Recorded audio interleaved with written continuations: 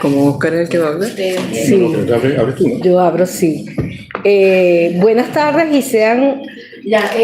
Sí, buenas tardes y sean todos bienvenidos a este evento que hemos denominado Conversatorio con Katy Ramos. Para mí es un placer haber logrado este evento que teníamos varios meses planeándolo y cambiándolo, el cual queremos que sirva un poco para conocer un poco más a Katy y por otro lado hacerle un reconocimiento por toda la labor que ella ha hecho para la universidad y para nuestro país. Bueno, realmente gracias a todos ustedes que se han podido acercar y gracias a las personas que nos están viendo por YouTube, que entiendo que creo que hasta el momento eran 24 personas. En este día tan especial, primero les voy a presentar a Oscar, antes de presentarles a Katy. Oscar, que me va a ayudar en la moderación del evento. Oscar es egresado de Ingeniería Mecánica, tanto de pregrado como de posgrado en la universidad, y luego él cursó su doctorado aquí en Barcelona, en la UPC, en proyectos de innovación tecnológica. Es profesor titular jubilado y activo del Departamento de Mecánica de la Simón Bolívar y directivo de la Asociación de Egresados. Oscar ha estado siempre comprometido con la universidad y ha ocupado varios cargos, desde decano de extensión, secretario general de la Asociación de Profesores, etc. También él es miembro correspondiente de la Academia de Ingeniería y Hábitat. Y actualmente es profesor adjunto en la Universidad Internacional de Valencia, aquí en España. Además de eso, yo quiero destacar que Oscar ha sido mi compañero como maestro de ceremonia en los 2 reencuentros de egresados que hemos celebrado aquí en España, y su participación realmente fue clave para el éxito, la forma como eres un maestro de ceremonias realmente muy fluido. El homenaje es para Katy. Sí, ya va, pero bueno, está bien, pero quería decir esto de Oscar. Además, ¿por qué? Porque Oscar ha tomado 7 horas para venir para acá y por eso también le doy las gracias por su participación. ¿Ok? Muy bien. Bueno, y ahora tengo el honor de presentar a Katy Ramos, una gran amiga. Katy nació en Caracas, pero creció en Villa de Cura, en el estado de Aragua, y cursó sus estudios en el Colegio Internacional de Maracay, que fue también el colegio de mis hermanos y míos, o sea, desde allá. Que nos conocemos de allá. Sí. Entonces, bueno, ella es la mayor de 4 hermanos, donde también podemos recordar a Olga Ramos, que también fue muy reconocida por su trabajo y la lucha a favor de la universidad y de la educación en Venezuela. Katy es egresada de pregrado y posgrado en biología de la Universidad Simón Bolívar, con quien ha mantenido un vínculo permanente. Su compromiso con la comunidad universitaria la llevó a asumir la presidencia de la Asociación de Egresados. Estuvimos un momento allá juntas, desde donde impulsó iniciativas para fortalecer la conexión entre los egresados y contribuir al futuro de la universidad. Desde hace varios años, Katy también es coordinadora nacional de asociaciones ciudadanas de la organización 20 Venezuela, trabajando con muchos jóvenes por nuestro país. Quienes la conocemos sabemos que Katy combina inteligencia, liderazgo, sensibilidad social y una enorme capacidad para construir puentes entre las personas. Más allá de sus logros profesionales, Katy es una mujer de profundas convicciones, una amiga leal y una persona que inspira por su coherencia, que eso me parece importantísimo, su valentía y su compromiso con las causas que considera justas. Katy tiene 3 maravillosos hijos y con ustedes, Catalina Ramos, carnet 778666.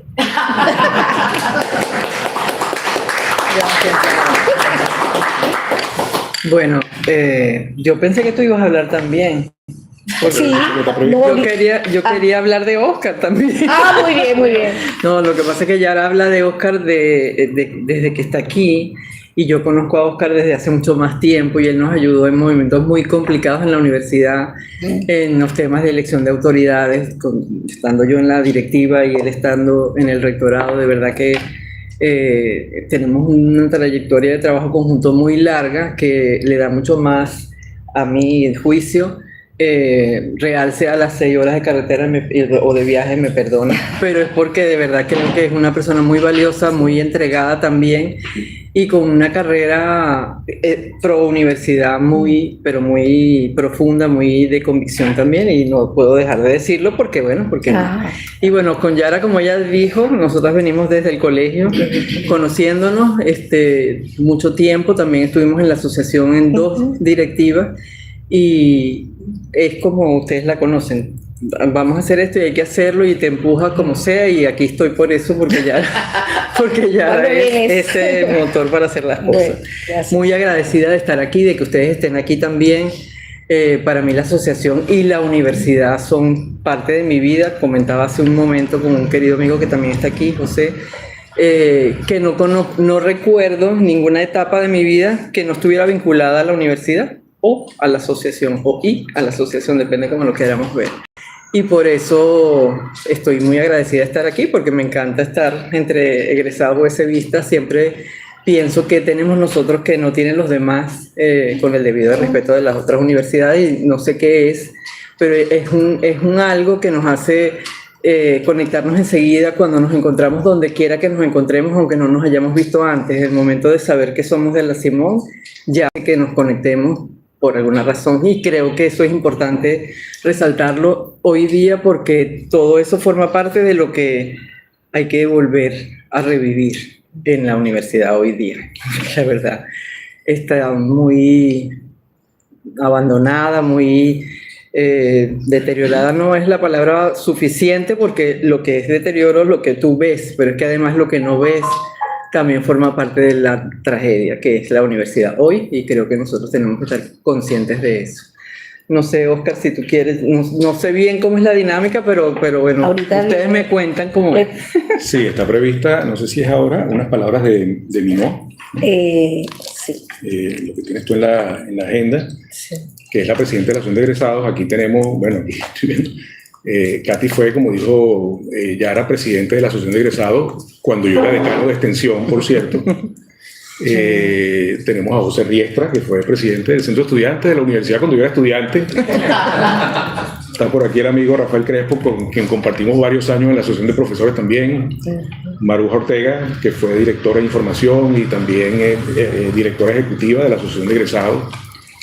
Y bueno, amigos varios, y por allá está Ana Serra, que fue alumna mía, que vive aquí en Barcelona y se enganchó también, y bueno, yo voy para allá. Y lo que motiva este acto es rendirle ese homenaje, ese reconocimiento a Katy, porque pasó momentos difíciles, pero aparte de que pasó momentos difíciles, pasó esos momentos porque tiene un compromiso con el país que yo creo que todos tenemos que reconocer y agradecer, ¿no? Y que no son situaciones nada fáciles, ¿no? Entonces, de eso también creo que yo quedé en moderar, ¿no? Hacer una especie de entrevista, de conversatorio. Después podemos eventualmente abrir, ¿no? Porque somos pocos y creo que estamos en familia y estamos en la Sala Picasso en Barcelona, nada más y nada menos, así que creo que vale la pena rendirle también homenaje a la irreverencia de alguien como Picasso con la irreverencia de alguien como Katy, ¿no? Voy a leer lo que envió Minó. Entonces. Por favor.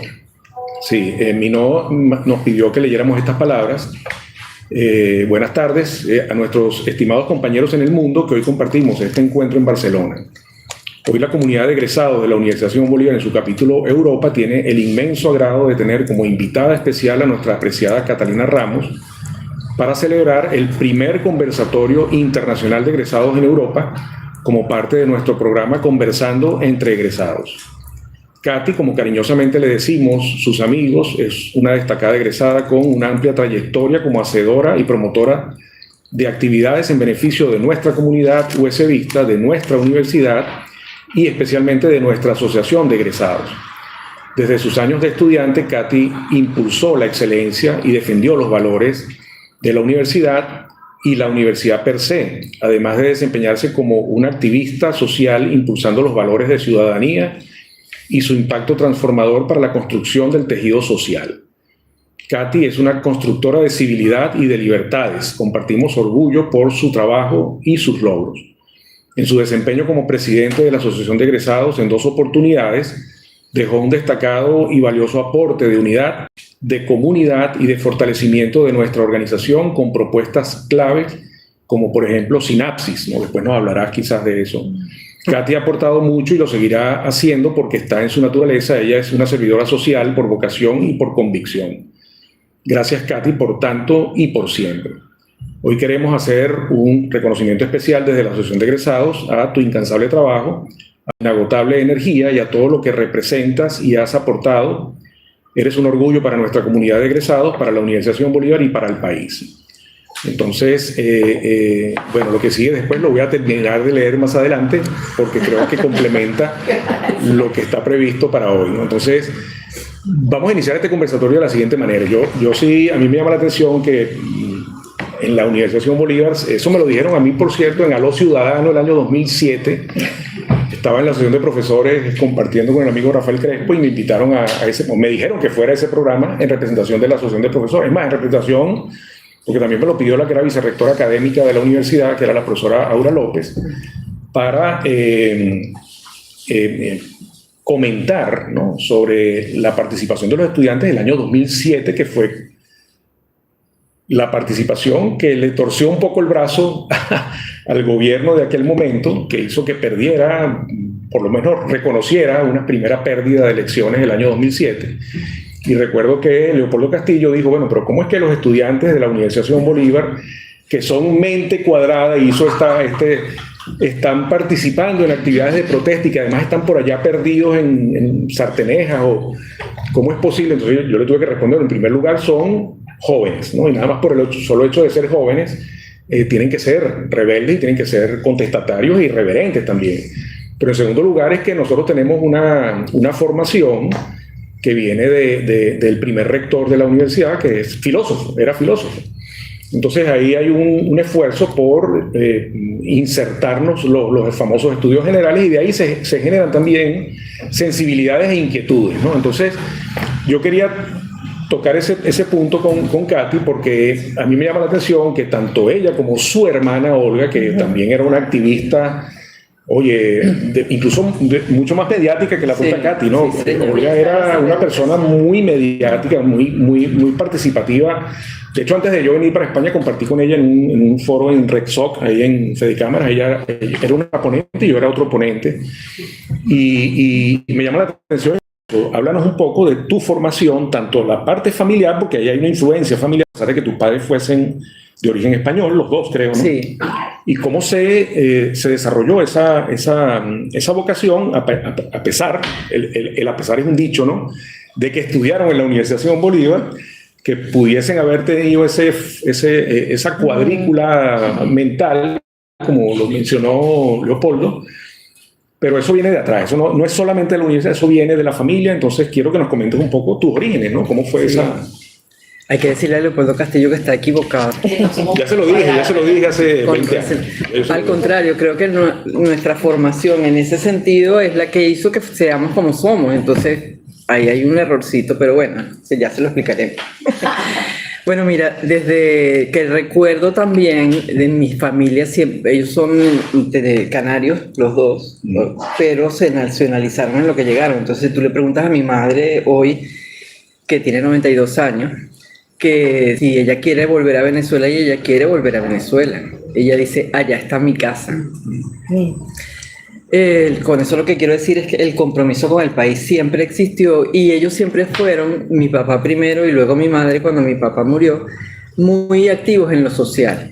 Entonces mi papá es fundador del Centro Hispano de Villa de Cura, luego de la Sociedad Anticancerosa de Villa de Cura, luego mi madre también del Club Leones de Villa de Cura, y así. Entonces, en mi casa siempre había algún motivo de alguna reunión, de alguna cosa que había que hacer afuera. Entonces no es raro. Y respecto a España, también, cuando mi padre era presidente del Centro Hispano de Villa de Cura, por no sé cuál vez, porque fue varias veces, también fue presidente de la Federación de Centros Venezolanos Españoles en Venezuela. Y en esa época se generó un congreso de la migración. Imagínate, estoy hablando de los años 80, y ya estábamos hablando, pero de la migración al revés, de los canarios que fueron para allá. Y mi hermana Olga fue la que preparó la ponencia de la juventud de los hijos de canarios para ese congreso. Porque la migración, en nuestro caso, yo siempre digo, yo soy hija de migrantes y ahora soy madre de migrantes, porque mis 3 hijos se vinieron para España desde el 2015, 16 y 19, los tres. Entonces es un flujo de para allá y para acá que nos mantuvo siempre activos con respecto a esos temas que eran nuestros temas cercanos, pero también con respecto a otros, porque por ejemplo la sociedad anticancerosa no tenía nada que ver con nosotros como tal, y sin embargo estábamos también allí. Mi mamá, después que murió mi papá, se metió en eso y entonces estaba pendiente del hospital y el no sé qué. O sea, siempre ha sido eso un tema en casa, de manera que podría decirse que tenemos como el gen activo, y al llegar a donde llegamos encontramos además un estupendo grupo de personas preocupadas por el país y por la universidad, que formaban parte en ese momento del movimiento Fórmate y Lucha, que ambos llegamos ahí, y la preocupación, la visión de lo que era el movimiento estudiantil. Yo se lo digo a los jóvenes, Yara dice que yo he trabajado mucho con jóvenes, es verdad. Y cuando son del movimiento estudiantil universitario, siempre les digo, el tema de ver el movimiento estudiantil como algo más allá de los partidos y las posiciones políticas, es como la cosa de la universidad. Nosotros lo sentíamos así, era la universidad, era como nuestra casa, se estaban metiendo con nuestra universidad, no importa de dónde éramos. Eso se perdió durante mucho tiempo, creo que en cierto modo se está empezando a recuperar, pero mientras se perdió, ese fervor de sentido de pertenencia de la universidad también se perdió un poco, y se hacía política por el hecho de la política, que a mí me encanta, creo que está claro, ¿no? Pero hacerlo por hacerlo, o sea, eso no tiene para mí sentido. Tienes que hacerlo porque tienes una motivación que va más allá de ti, que está por encima de ti. Y eso no tiene que ver con el partido, sino con tu visión de lo que tú quieres. Y bueno, coincides con la ideología o la tendencia de algunos, pero no es por eso que lo haces, sino es por lo otro. Y entonces tu acción tiene más consistencia si lo haces por esta razón, que es la razón de futuro, que por una razón teórica de que, bueno, este es el partido donde estoy y no sé qué. Entonces creo que en todos los casos, en todas digamos, los espacios, la vida con la actividad social, ciudadana, siempre fue parte de la vida nuestra. Perfecto, no, gracias. Ahora, entras a la Universidad Bolívar, vamos a hablarle a los estudiantes ahora. Entras a la universidad como estudiante, ¿cuáles son las experiencias que tú quisieras que todo estudiante tuviera? Aquí va a haber estudiantes viendo lo que van a estar diciendo. Entonces, ¿qué les puedes recomendar? ¿Qué les puedes aconsejar? ¿Qué elementos de la vida estudiantil también formaron parte de Me hiciste recordar una anécdota. Mi padre murió hace 32 años, entonces 31 años, o sea, hace tiempo. Unos primos nuestros quedaron en la Simón Bolívar y sus padres vinieron a Villa de Cura para que nosotros le explicáramos cómo era la vida universitaria. Ellos se sentaron todos en la terraza y no sé qué, y entonces yo les decía, miren, métanse en todo lo que puedan, hagan todo lo que puedan hacer, porque es que creo, y para mí eso es una convicción, que ese periodo de la vida es el que te moldea para cómo vas a ser como sociedad. Por eso para mí la universidad es tan importante, porque es un modelo de la sociedad que tú quisieras tener.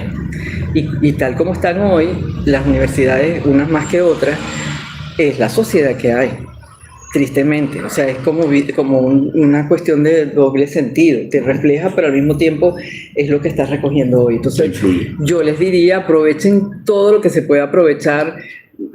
En ese momento había muchas organizaciones estudiantiles de todo. Yo les decía, métanse en todo lo que les guste, en deportes, en cosas de lo que sea, de cultura, en el movimiento estudiantil, porque eso les hace aprender a ser ciudadano. El ver cómo trabajas tu vida más allá de estudiar, que tienes que estudiar, salir muy bien y graduarte en lo mejor de las formas.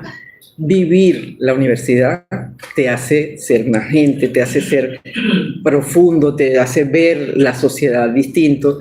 Y creo que volviendo a la primera, el chiste que hice cuando empecé, creo que eso es lo que hace que seamos nosotros en cierto modo diferentes. Porque quizá por estar metidos en Salteneja teníamos que pasar todo el día en la universidad, algo no se nos ocurría hacer. Si no se metieran en centro de estudiantes, los que querían hacer otras cosas las hacían, porque llegabas a las 7 de la mañana a clase y tenías clase otra vez a las 3 de la tarde, ¿a dónde ibas a ir? Entonces el vincularse y hacer cosas y relacionarse es como soñar la vida de sociedad que tú quieres y llevarla a cabo ahí, que es fácil porque estás en un espacio protegido, entre comillas, estás en la universidad, eres estudiante, lo puedes hacer. Después que sales a la calle es diferente, no te puedes poner a inventar mucho y ya se te acaba un poco esa libertad.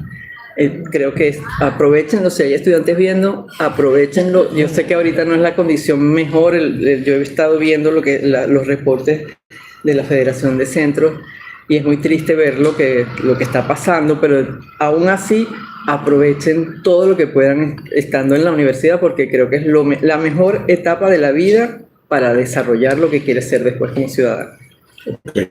¿Por qué biología?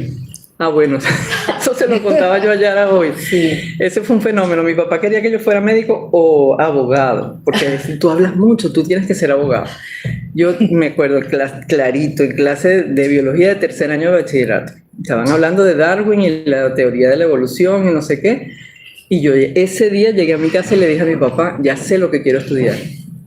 ¿Qué quieres estudiar tú? Biología. Imagínense hace todos los años que hace. En biología, ¿qué vas a hacer? ¿Tú estás diciendo bioanalista? No, biología. Y empecé yo Darwin y no sé qué. Y mi papá, ¿qué vas a hacer tú con eso? Le dije, no sé, pero eso es lo que yo quiero estudiar. Afortunadamente mi papá, un señor muy buena gente, y a pesar de lo estricto, nunca me negó que yo estudiara biología, porque yo sé que mucha gente no, pero ¿qué vas a estudiar? ¿Sabes? Y se empeñan en otra cosa. Él me acompañó todo el tiempo y me gradué de biólogo porque eso es lo que me gustaba, pues. La ejerciste también, o sea, sí, yo cuando me gradué trabajé como biólogo en CBG Proforca, en Los Pinos de allá de Uberito, trabajando como yo me especialicé en insectos con bachacos, haciendo un manejo.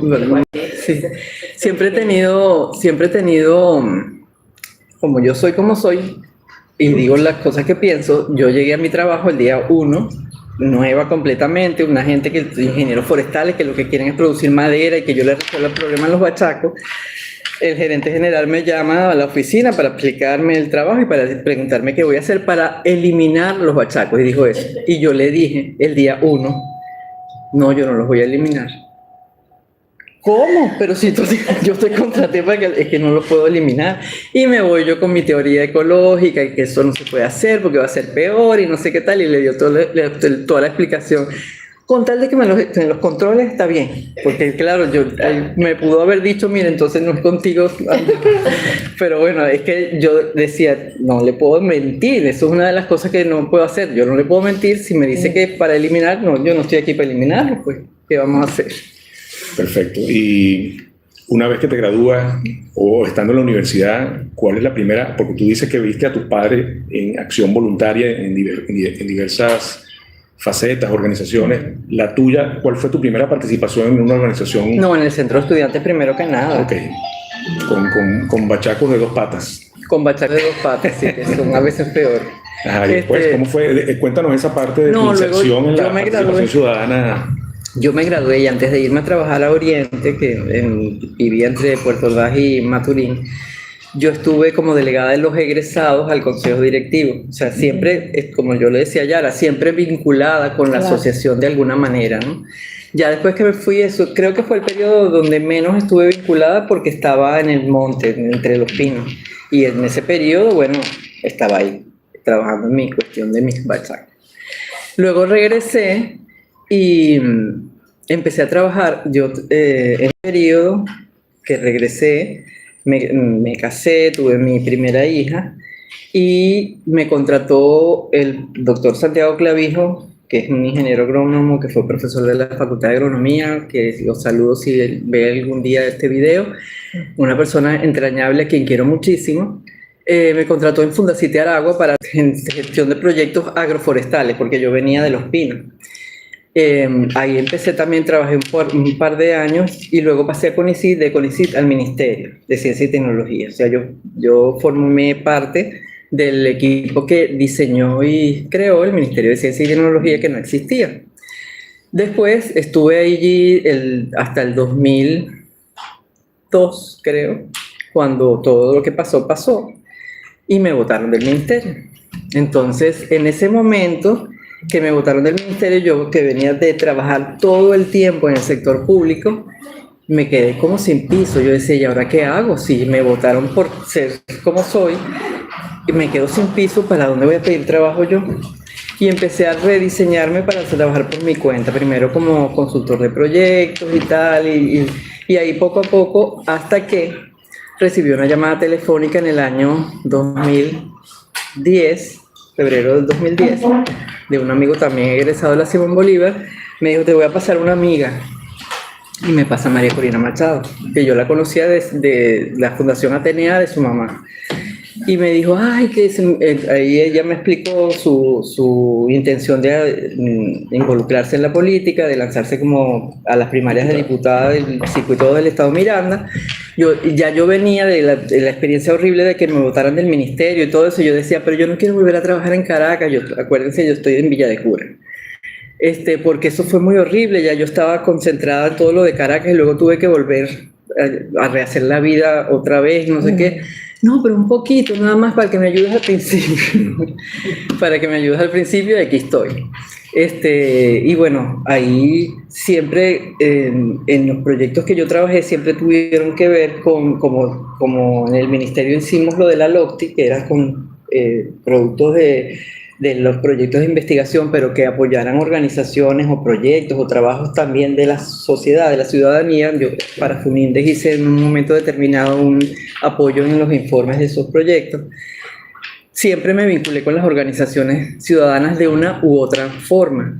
Y al llegar aquí, aparte de ayudarla a ella en la parte de diputada, la generación de los contenidos para sus intervenciones en la asamblea, etc., el trabajo con las organizaciones siempre estuvo allí. Y ahí a eso me dediqué, el escuchar escuchar los proyectos que la gente tiene, porque uno cree que sabe mucho. Y resulta que no, que la gente sabe más que uno. Y cuando tú los escuchas o sea, y más en este sistema que ya lleva 27 años y se ha dedicado muchísima parte de su tiempo a evitar reportar, a evitar decir qué está haciendo, a evitar hacer informes de lo que está haciendo y mostrar. Muchísimas organizaciones se han dedicado a hacer eso. Entonces hay mucha gente que sabe mucho más que cualquiera de nosotros de lo que está pasando realmente, del sistema eléctrico, de la producción agrícola, de lo que sea, porque se han dedicado a contra viento y marea a hacerlo. Entonces uno los tiene que escuchar para saber qué es lo que están pensando y cómo transformar lo que ellos están pensando, integrarlo con lo que tú quieres para tu visión de país y convertirlo en una cosa que sea de todos. Y que ese ser de todos hace que sea más sustentable, que sea más genuino, que esté legitimado, porque si la gente lo quiere, tú ya ganaste. Entonces a eso me he dedicado todo el tiempo. Oye, qué bueno. ¿Y qué te tocó hacer a ti con esas organizaciones? ¿Tu labor exactamente cuál era? Escuchar. Pero no te detuvieron por escuchar, algo pasó. No, bueno, pero podríamos decir que sí. Vamos antes de llegar a eso, ¿no? Porque yo sé que, aunque a veces sí puede ser que uno lo tenga por escuchar, ¿no? Podría ser que sí. Pero no, pues para conocer un poco cómo es esa actividad y cómo la fuiste gestionando, ¿no? También para que sirva como documentar esa experiencia de alguna manera. Sí, bueno, es por escuchar. Pero a la vez, o sea, en Venezuela hay mucho miedo, hoy todavía muchísimo miedo, pero al mismo tiempo el venezolano cambió. Esto suena cliché horrible, pero es así. Y el miedo lo convierte en algo que hacer. Y bueno, el 28 de julio es una muestra de que eso es así, o que eso fue así, porque la gente que no tenía que ver con nada, tomó unos riesgos tremendos para que nosotros tengamos las actas en Panamá. Y gente que luego estuvo presa y que no tenía que ver con nada, o sea, un motorizado que lo que hizo fue que le tocaba recoger el acta aquí y llevarla allá para que la escanearan y ya. Eso fue lo que hizo. Eso no es delito en ninguna parte del mundo, pero bueno. Pero para que todo eso pudiera funcionar, también hay que orientar a la gente en cómo organizarse y superar ese miedo. Entonces yo, durante toda la campaña del mundo, yo lo que hacía era escuchar, en serio, a las organizaciones. Yo hice reuniones de mujeres, de productores, de abogados, de gente de la construcción, y a todos ellos lo que hacemos nosotros, nuestra idea es esta, díganos la de ustedes. Y entonces hacíamos como unos grupos de trabajo y ellos hacían sus propuestas, nos las entregaban y todo eso lo íbamos tratando de integrar, resolver, organizar para integrarlo a la propuesta de país de Edmundo. Eso fue durante toda la campaña. Después que pasó lo que pasó, entonces era organizar a la gente, o sea, ¿cómo vamos a hacer? Bueno, te tienes que reunir en tu cuadra porque no te vamos a pedir que vayas para allá, para aquel lado, si sabemos que la gente la persigue, no sé qué, bueno, habla con las personas de confianza, organicémonos para esto y talleres de organización. Pues el comisario que me interrogó la semana que estuve en investigaciones me preguntaba, pero ¿para qué? Le digo, ¿cómo para qué? ¿Tú tienes luz todos los días en tu casa? No, yo siempre tengo luz. Ah, bueno, pero hay gente que no. Y entonces esa gente tiene derecho a quejarse porque no tiene luz. Entonces, ¿qué les decía yo? Bueno, se organizan de esta forma, en una lucha no violenta, que no tiene, o sea, que no genera acciones de romper nada, sino cosas básicas de las que todo el mundo sabe, que todo el mundo ha visto en todos los países. Eso es lo que yo hacía después del 28, porque antes del 28 mi tarea siempre fue programa de gobierno y todo lo que tenía que ver con las organizaciones y los contenidos, pero ya después eso estaba ahí, siguió ahí, hay mucha gente que sigue trabajando en eso, pero había que poner, o sea, la gente se recogió en su casa asustada, en pánico, y tenían razón. Entonces nosotros lo que hacíamos era, bueno, mira, vamos a hacer estas cosas, porque no sé si ustedes se acordarán una protesta que hubo con unas neveras vacías en la calle. Esa protesta se trabajó así, o sea, todo eso ahí no hay delito, pero eso ellos lo vieron mal. Y bueno, la persona que estaba dando los talleres fueron a buscar. Sí, bueno, de la Simón Bolívar hubo varios detenidos, ¿no? Estaba Fernando Martínez Mótola, que falleció, no estuvo detenido porque se pudo refugiar en la Embajada de Argentina. Casi. Ahí está Humberto Villalobos también, que es ingeniero de computación, ¿es él? Él es arquitecto, pero es un experto en el tema electoral, ¿no? Exactamente. Y Fernando Martínez Mótola había sido ministro de Transporte y Comunicaciones en el segundo gobierno de Carlos Andrés Pérez, un experto en el área de telecomunicaciones, también ingeniero electrónico. Así es. De la Simón Bolívar. Estuvo detenido Ricardo Esteves, sí, señor, que es ingeniero mecánico de mi promoción en el helicoide también. Del equipo electoral, sí, yo me lo conocí. Había estado en la directiva de Súmate también. Estuvo preso el profesor Daniel Barnaghi. Estuvo varios meses preso y se supo que estaba detenido bastante tiempo después. Él es tío de Shirley Barnaghi. ¿Cuándo lo quitaron? Insólito esa detención, insólito. Sí, y bueno, siempre causa un mayor nivel de sensibilidad cuando se trata de una mujer, ¿no? Porque cuando uno escucha torturas, bien sea psicológicas o físicas, digamos que, caramba, causa un nivel mayor de sensibilidad de pensar que a una mujer le puedan hacer algo, ¿no?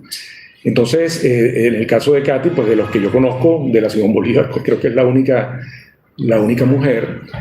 Y bueno, yo no sé si... Yo le pregunté a Katy antes de hacer esta sesión si había algo que no le pudiese preguntar. Ella me dijo, no, pregunta lo que tú quieras. Entonces, yo no es que le voy a preguntar algo en específico, sino que creo que es mejor que ella cuente lo que ella considere conveniente contar de esa experiencia también, porque a fin de cuentas lo que puedas contar que también resulte en aprendizaje para alguna persona, ¿no? Para alguien que pueda eventualmente, esperemos que no, encontrarse, bueno, que todavía hay algunos que están en esa situación, obviamente, pero qué lecciones sacaste tú y qué lecciones puedes tú aportarle a alguien de esa nada agradable experiencia, porque además no fue una detención, es un secuestro durante unos meses, ¿no? Y entonces, bueno, lo que te consideres en capacidad de compartir, yo creo que también después podemos interactuar con los demás que quieran participar, pero yo creo que también estamos pendientes de escuchar lo que tú nos tengas que decir sobre eso, ¿no? Bueno, fíjate, yo el día que me detuvieron a mí, antes de llevarme a mí, detuvieron a una persona amiga que me había conseguido el lugar donde yo estaba. Cuando supe eso, inmediatamente pensé, me tengo que mover de aquí. Pero no había tiempo porque primero no tenía otro sitio, no había pensado en otro, o sea, no tenía plan B porque me sentía tranquila donde estaba. Así que me bañé, me vestí, pensé lo que me iba a poner y todo, y dije, bueno, no me queda otra, será. A la media hora, una cosa así, tocaron la puerta de donde yo estaba, yo abrí, eran ellos. Debo decir que para otras experiencias que conozco de gente cercana en el momento de la detención, fueron decentes. Porque no por mí, porque a mí me pusieron las esposas súper apretadas, que yo estuve con una marca aquí un montón de tiempo, sino por la casa donde yo estaba, porque no era mi casa, era casa de una gente. Entonces yo no quería que los perjudicaran a ellos ni les rompieran nada, y en ese sentido, en ese estricto sentido, se portaron decentes, porque me preguntaban, ¿qué es lo tuyo? Esto es mío, esto es mío. Fui la única del pasillo donde estaba que llegué con maleta al helicoide. El tipo me decía, ¿esa qué es? Esa es mi ropa. Entonces abrió la maleta. ¿Estos zapatos son suyos? Sí. ¡Pam! Metía los zapatos. ¿Estas medicinas son suyas? Sí. Metía. Este bolsito, sí, ese es mi maquillaje. O sea, yo decía, ese es mi maquillaje, pero así como que eso no importa. Para maleta. Todo, o sea, metió todo en la maleta y yo, en otro bolso la computadora, las llaves, todo, el pasaporte, todo lo metieron ahí y me llevaron. Él hace una llamada telefónica mientras estoy en la camioneta con ellos, no sé con quién habló, pero entonces no sé qué hablaron y el tipo le contesta, ok, y cuelga y le dice él al que va conduciendo, vamos a H. Y yo dije, ya está, el helicoide. Entonces dije, bueno, es lo que es y ya está. Yo no sé... porque obviamente uno sabe que eso podía pasar, sobre todo porque ya habían detenido varios amigos míos, pero bastante. Pero sientes que no va a ser contigo, pero al mismo tiempo sabes que puede pasar, que no me puse nerviosa. Yo estaba muy asustada, obviamente, pero no estaba como en crisis, ¿sabes? Sino me quedé tranquila, me bajaron, no sé qué. Es un proceso horrible que además lo hacen a propósito, horrible. El sentido de la reseña, sacaron todo de la maleta, todo, y lo pusieron en una mesa, todo. Yo tenía un monedero con un montón de estampitas de santos, porque bueno, me regalan una y la guardo. Entonces pusieron todas las, o sea, una cosa ridícula, pero todo para sacar fotos de todo lo que yo tenía, la gran posesión, imagínate. Y luego me llevan a investigaciones que es al lado del mismo helicoide, pero en otro ladito, no donde están las celdas. Y ahí estuve una semana preguntándome todo el día hasta las 2, 3 de la mañana. Yo todo lo que me preguntaron lo respondí, yo no tengo nada que esconder. Y así se lo decía yo al comisario. Me decía, ¿tú conoces a Magali Meda? Yo, claro, yo entré con ella en esto y yo soy amiga de ella, tengo más de 10 años conociéndola. Ellos creían que yo les iba a negar a la gente. Y la verdad es que no tenía por qué hacerlo, porque ¿qué iba a hacer? Entonces después pasó a la celda, donde estaba Dignora Hernández, María Oropesa, y ellas sí me cuentan cosas que pasaron ellas antes, porque cuando yo llegué ya habían cambiado la dinámica de funcionamiento del helicoide. Antes de llegar yo había una gestión que era la gestión del helicoide, o sea, unos directivos, una gente que tenía más de 1 año y pico, pero algo pasó. Entre ellos se portaron muy mal con ellas, le quitaban el agua. Yo no sé, los caballeros no sé, porque no había hablado con ninguno de ellos en esa época, pero a ellas sí las trataron muy mal. Pero cuando yo llegué ya habían cambiado esa dinámica y empezaron a cambiar la gestión cada 90 días. Entonces no les daba tiempo de hacer demasiada empatía con uno, ni tampoco de perjudicarlo. Habían algunos que, bueno, pero eran como más, no sé, estaban tan preocupados que no los investigaran como supuestamente estaban haciendo con los anteriores, que no se volvían muy locos, pero te trataban de hacer sentir que no eras nadie, que nadie se estaba preocupando por ti. Yo desde el momento uno, yo lo único que le dije al comisario cuando llegué a su escritorio, que me empezó a preguntar, que me dejara llamar a mi mamá. Mi mamá tenía 91 años. Decía, si yo le digo a ella que yo estoy bien, no pasa nada, yo estoy aquí, ya estoy presa. No hubo manera, sino 5 meses y medio después pude yo llamar a mi familia. Eso es una tortura, porque a pesar de que yo le mandaba mensajes con las personas que tenían visita, que yo estaba bien y no sé qué, no es lo mismo que te vean. De hecho, mi hermana, a la hermana de una compañera de celda le preguntaba, ¿pero de verdad tú ves a Katy o es que Dignora te dice que ella está bien? Y ella le decía, no, si yo la veo, yo hablo con ella cuando voy a la visita. Esa es una parte muy dura. La familia está presa con uno.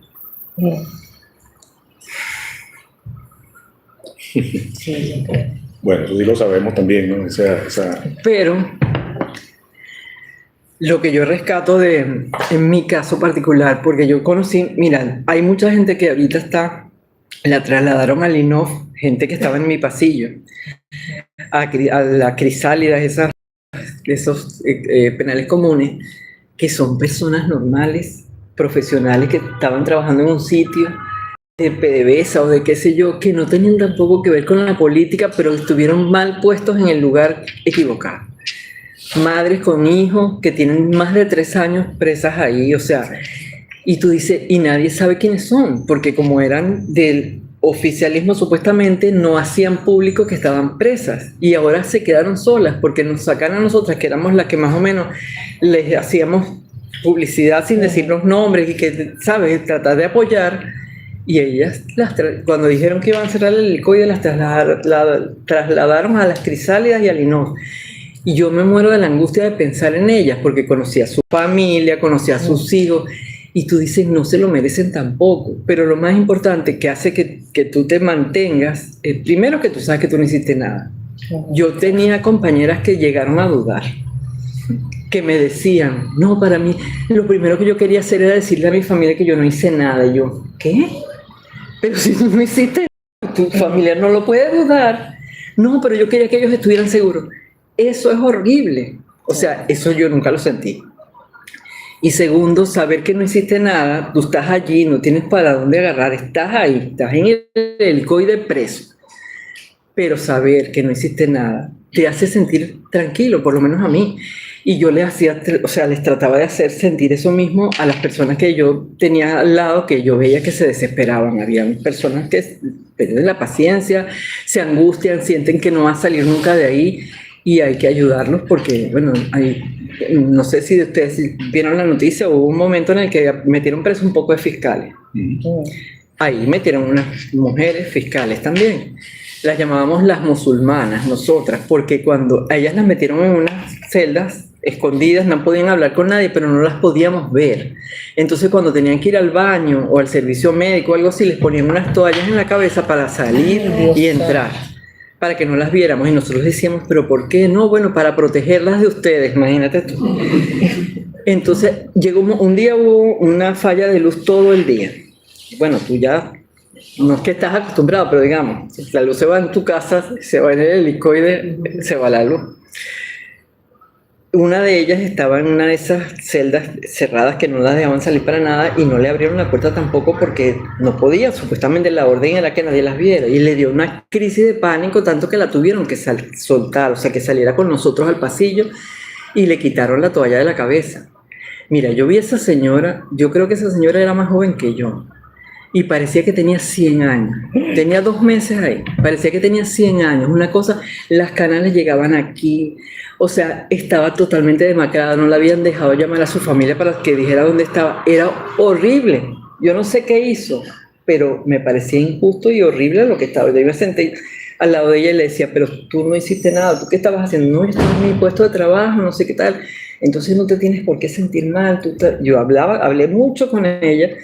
Una muchacha tenía tinte de pelo, le pintaron el pelo, o sea, y ella cambió de actitud y después cuando se fue, ella nos dijo que le habíamos salvado la vida, porque la hicimos sentir gente otra vez. Cuando tú estás ahí, lo más duro es eso, que te hacen, o sea, te quieren hacer pensar que no eres nadie. Claro, te socavan. Pero eso no, si uno está claro en lo que está haciendo, sabe por qué hace las cosas y tiene la certeza, que eso era la otra cosa que yo les transmití a ellas cuando yo llegué, no, pues si no hemos dejado de trabajar, nosotros seguimos haciendo lo mismo. Sentía yo dentro, afuera siguen haciendo el trabajo, o sea que esto va a cambiar en algún momento y eso te mantiene tranquilo, eso te mantiene enfocado, porque si te dejas llevar, ellos tienen ese sistema, así no te peguen, así no te hagan electricidad, nada, que a mucha gente le hicieron de los caballeros. Ellos están, digamos, tienen ese diseño para que tú te derrumbes. Si tú logras centrarte, enfocarte en lo que es, en lo que tú eres como persona, y no te dejas quebrar, yo no digo que salí igual, pero siento que lo superé. Por eso no.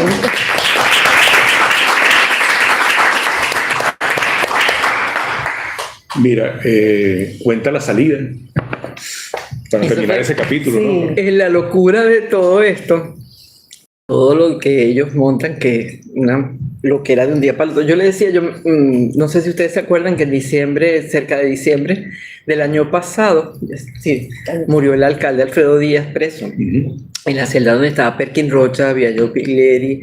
Eso fue horrible. Bueno, yo no sé cómo fue porque no estaba, pero tiene que haber sido horrible que lo trataron de reanimar y que no, o sea, debe haber sido muy feo.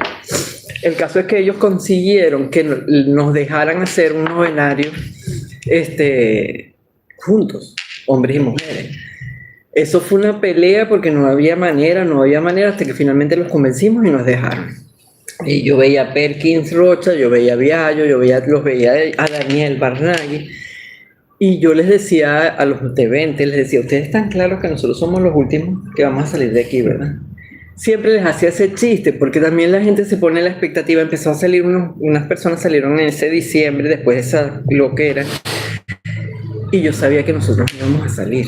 O sea, yo sabía que nosotros no íbamos a salir, y yo les decía, y se lo decía incluso a mi hermana, le decía, nosotros no vamos a ser los primeros que vamos a salir, cuando esto se resuelva, vamos a ser los últimos. Yo a Perkins le decía, ya conseguiste la llave, porque yo sé dónde se apaga la luz, pero a ti te toca cerrar la puerta. Claro, porque tienes que estar claro en lo que tú estás haciendo y por qué estás ahí. Entonces el día que nos dijeron era un día de visita, además un domingo, la única que no tenía visita yo, porque no tenía familia en Venezuela. Todo el pasillo tenía visita, y había una comisario mujer, y viene y me dice, mira, el comisario te está llamando. A mí.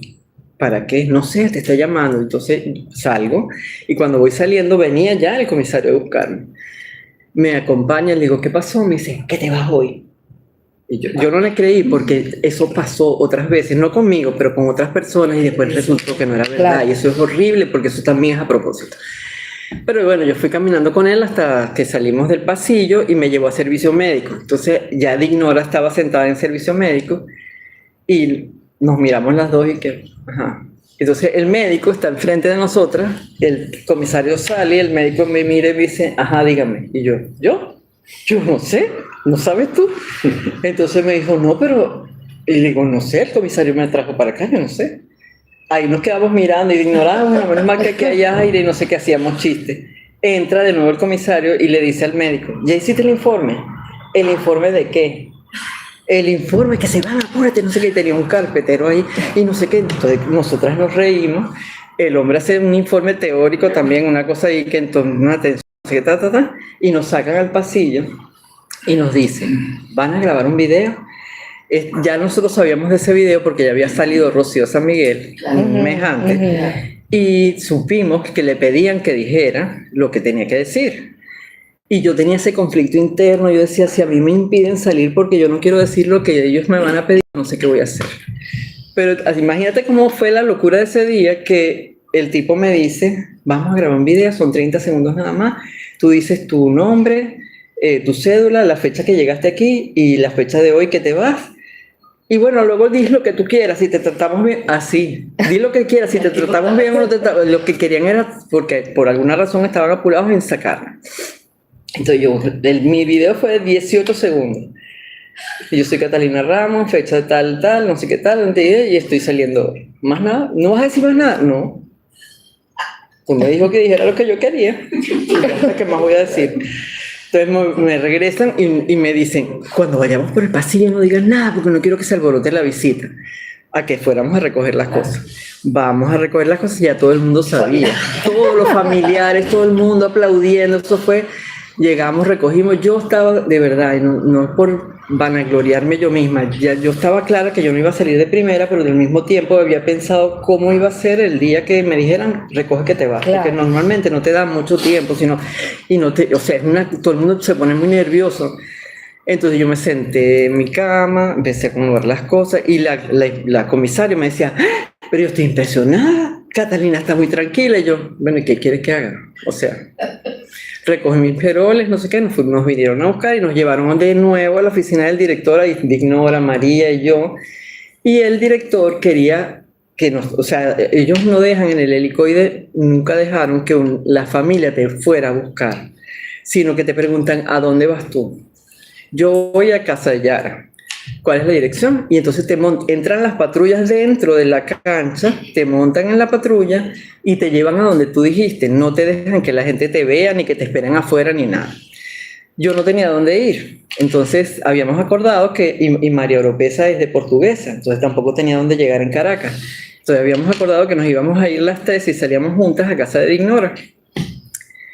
Pero resulta que, como se acordarán que había visita, las familias estaban en el pasillo y las familias no se podían ir en la patrulla con nosotros. Entonces nosotras no queríamos dejar a la familia en el helicoide, o sea, nos íbamos nosotros y la familia se quedaba en el helicoide, no. Y eso hizo que estuviéramos sentadas las tres en la oficina del director casi hasta la hora de salida de la visita, porque que si un taxi, que si no sé qué, y buscando. Tanto fue así que el hombre se desesperó porque él quería sacar a todos los que se tenían que ir y tenía todas las patrullas ahí en la cancha, pero no quería que nos vieran con esa estupidez de que no se pueden ver los hombres y las mujeres. Y tuvo que decir, no hombre, tráetelos, porque se tienen que ir yendo, estas tres tienen que seguir esperando. Y entonces ahí nosotros nos despedimos como si fuera una fiesta de Luis Tarbay, de Jesús Armas, de todos los que salieron ese mismo día. Al único que yo no vi fue a Perkins, porque a Perkins se lo llevaron antes, porque lo llevaban a su casa con el grillete. Entonces a él no lo vimos, pero todos los demás nos despedimos, nosotros nos quedábamos las tres ahí esperando que saliera la visita y los demás se iban yendo, en sus patrullas se iban yendo. Así fue, o sea, una cosa totalmente loca, como una obra de Gabriel García Márquez. O sea, ¿qué es esto? Y así salimos, nos montaron en una patrulla y nos bajaron en casa de Dignora. Ahora, en tu caso, nunca hubo proceso, nunca hubo defensa, nada. Nunca hubo audiencia, abogado, nada. Nada. El defensor público que después apareció y se parecía un señor que estaba preocupado por mí. Porque bueno, debo decir que fue su iniciativa solicitar el sobreseimiento de mi causa. No llegué a solicitárselo yo a él ya lo había solicitado y gracias a Dios parece que eso salió bien, o sea que se lo agradezco, pero durante mis 9 meses nunca lo vi. Otras, por ejemplo, Dignora y María tuvieron incluso la audiencia preliminar. A mí la única audiencia que además era un chiste, porque esto es una estructura de transmisión que tiene un cierto sentido. Aquello era un teléfono así, en un trípode así parecido a este, a las 48 horas de estar ahí, era la audiencia de presentación donde te dicen los delitos. Entonces me pusieron el uniforme, me pusieron una mesa ahí con el bichito aquí. Yo no sé las caras, yo no vi a nadie, porque claro, imagínate un teléfono que está aquí, en el estado de nervios que está uno 48 horas detenido, y el fiscal y el otro y no sé cuánto, y yo no sé ni qué, o sea, yo me acuerdo de los delitos porque es horrible que te digan por traición, terrorismo, asociación para delinquir, conspiración con un gobierno extranjero porque tenía el pasaporte español. O sea, esas cosas. Y eso fue lo único. A mí nunca me llevaron a ningún tribunal de nada, nunca, o sea, pero supuestamente había un expediente, eso me lo dijo después el defensor público. El defensor público dijo algo que les voy a comentar porque eso forma parte de la loquera de todo esto, pero que al mismo tiempo te dice a ti, estás haciendo o hiciste lo que tenías que hacer. A mí me quitaron todo, pasaporte, DNI, lo único que me devolvieron fue la cédula. Yo pedí las llaves, por favor, las llaves de mi casa, ¿a dónde me voy a ir? No, eso todo es el proceso, el procedimiento, no sé qué tal. Bueno, ok. Entonces yo le decía al defensor público, por favor, revisa si en el expediente, ya después que salí, si en el expediente la casa está involucrada en algo, porque yo quiero saber si yo puedo ir a mi casa. Usted sabe, yo no puedo hacer eso. ¿Pero por qué? ¿Usted sabe cuántas personas están en su expediente? No, más de 300 personas. Porque usted, entonces me dice, porque ustedes, la verdad, es que fueron inteligentes, porque con eso de los comanditos y las actas, le hicieron a ellos una jugada que les mostró una verdad que no han podido refutar, y por eso le tienen tanta rabia y tanta persecución a ustedes. Y yo, o sea, en verdad. Claro, entonces ya no le dije más nunca que hiciera nada de nada, y además como en esos días también había pasado lo que habían vuelto a agarrar a Juan Pablo Bonipa, luego lo volvieron a soltar. Yo dije, ya mi familia pasó por mucho, vamos a quedarme tranquilita, no seguir presionando porque él me decía, pero ve a la fiscalía, imagínate, ve a la fiscalía, que el fiscal es el que te metió preso a ti y que te diga él lo de las llaves. Y yo, Sí, sí, yo le decía, sí, sí, sí, pero yo a la fiscalía no iba a ir, o sea, ¿a qué? ¿A recordarle esta quién era yo? No. Entonces, bueno, simplemente bueno, fui al helicoide, ustedes me vieron después de que salí, porque yo le decía a José esta tarde, es que conocí tanta gente como esa que ustedes les comenté hace un momento, que no merece estar ahí. Nadie lo merece, pero ellas tampoco, y que nadie sabe quiénes son, que yo necesitaba ir a acompañar a sus familiares. O sea, yo no podía salir del helicoide como si yo nunca hubiera vivido nada y no supiera que dentro había gente que igual que yo estaba ahí y sus familias estaban afuera. Pero después decidí bajarle 2 porque yo me quería venir a ver a mi familia. Mi familia estaba aquí, yo no estaba allá, estaba sin familia. Y hasta que supe que podía salir del país, me vine. Después que estuve aquí, que llegué aquí, fue que supe que me habían dado el sobreseimiento de la causa. No fue antes. Pero yo, en lo que yo supe que podía salir, le pedí al embajador de España, que me ayudó mucho, que yo me quería ir. Me dio un pasaporte español que yo tenía, porque ellos me lo robaron. Y con ese pasaporte español yo salí y me vine. Está bien. Mira, bueno, compartes con Hugo Chávez el haber sido sobreseída, la causa. ¿Quién es ese señor? No sé quién es ese señor. Oscar, voy a retirar las palabras. Miren, bueno, lo que acaba de contar tiene un valor testimonial enorme, ¿no? O sea, la verdad es que yo estoy aquí oyendo sin estar pendiente del tiempo, ¿no? Y bueno, quería darle también un poco la palabra a los demás también para que pudiesen complementar lo que yo no pueda haber dicho, ¿no? Pero de todas maneras sí quería cerrar un poco con lo que tú ves como perspectiva del país, y para que mis compañeros de la Directiva de Relación de Egresados y tus excompañeros de la Directiva de Relación de Egresados nos sintamos todos complacidos también, qué papel le toca a las universidades y a los egresados de las universidades en esta nueva, digamos, este nuevo reto que tiene el país, ¿no? A ver cómo lo desarrolla, digamos, dentro de lo que cabe, porque lo que has vivido te da evidentemente unas herramientas y unos conocimientos que no todo el mundo tiene, evidentemente, porque has estado en la boca del lobo, ¿no? Y tienes unas vivencias que te permiten también plantear escenarios prospectivos. Voy a empezar por el final, porque creo que lo más fácil es decirte el modelo de universidad que queremos y sobre todo lo que en un país donde todo está destruido como está, es relativamente sencillo pensar en cómo vamos a hacer, porque podemos hacerlo de 0 o de +2 y hacerlo bien y no tratar de yo siempre digo, cuando los compañeros míos incluso hablan de reconstrucción, yo les digo no me hablen de reconstrucción me hace pensar en rehacer lo que había, y yo creo que lo que hay que hacer es transformar a partir de lo que quedó y de la gente, sobre todo de la gente, porque lo más valioso que tenemos nosotros en Venezuela es la gente, y no solamente la que está dentro, también la que está afuera, así como ustedes, los que hay por todo el mundo, que son, los números dicen entre 7 y 8 millones, pero es un gentío, así sean 5. Hay tanta gente con tantas ganas de hacer cosas, con tantas ideas, con tantas experiencias, con tanto que aportar, aún no regresando, porque esa es la otra discusión que siempre tengo, que es el discurso de decir, vamos a volver todos, es bonito, es emotivo, ¿sabes? El reencuentro de la familia, pero sabemos que eso no va a pasar, pero eso no importa, porque tú puedes hacer lo que han hecho muchos países. Tú tienes mi familia migró y se mudó a Venezuela, se nacionalizaron, pero nosotros veníamos a Canarias cada vez que podíamos y hacíamos turismo de reencuentro, veíamos a la familia, mi papá invirtió en cosas en Canarias, o sea, puedes hacerlo al revés ahora. Venezuela tiene tanto talento por todos lados, entonces yo creo que tenemos un rol importantísimo en los egresados en ese sentido y en pensar en una universidad moderna, no quedarnos en tratar de cómo era. Yo me acuerdo siempre de Cáscara, porque Cáscara Fernando Martínez Mótola, para los que no sepan, que creo que todos saben. Yo me acuerdo cuando le entregamos la Orden Maíz Vallenilla, en el discurso que él dio en el rectorado, él miró por la ventana y dijo, cuando nosotros estudiábamos, eso que estamos viendo afuera es la universidad del futuro, de nuestro futuro cuando estudiábamos. Bueno, esa imagen me quedó metida en la cabeza porque siempre pensamos en eso como algo que es esotérico, que va a venir en algún momento. Eso depende de lo que hagamos cada uno, cada día.